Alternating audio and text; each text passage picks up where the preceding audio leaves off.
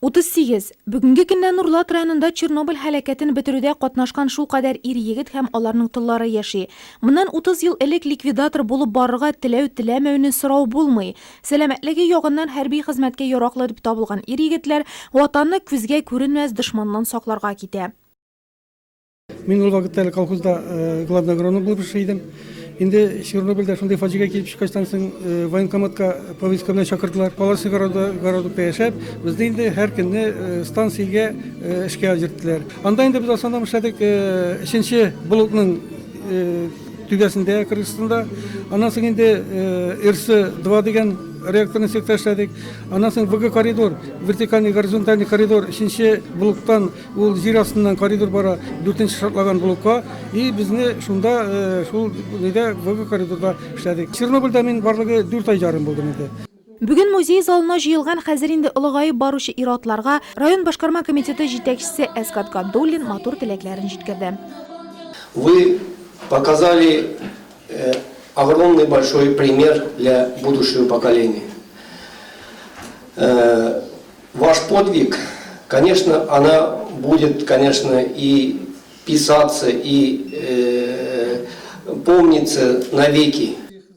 Бу кешеләрнең һәрберсе Нурлат батырлары дип атап була. Аларга район башлыгы Равил Кузеров исеменнән азык-төлек пакетлары таратылды һәм 4 ликвидаторга юбилей медальләре тапшырылды. Бүләк иясен 30 елдан соң да таба алды. Әлеге медаль Михаил Ильич Труновныкы. Ни кызганыч, үзе ул бу көннәрне күрә алмады. Әлеге бүләк аның туганнарына тапшырылачак. Югары дозада нурланыш китереп чыгарган төрле авырулардан вафат булган ликвидаторларның күбесе бу якты дөньяда юк шул инде. Әмма якыннары аларның истәлекләрен саклап яши. Гаяз Усманов маяк комбинатындагы һәлакәтне бетерүдә катнашкан нурлатлыларның берсе. Мәрхүмгә тиешле бүләкне бүген аның тылы кабул итеп алды.